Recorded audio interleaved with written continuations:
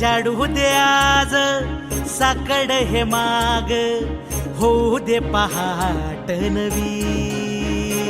आता होऊन जाऊ दे साऱ्या जगाला पाहू दे, पडू दे पाऊल पुढं.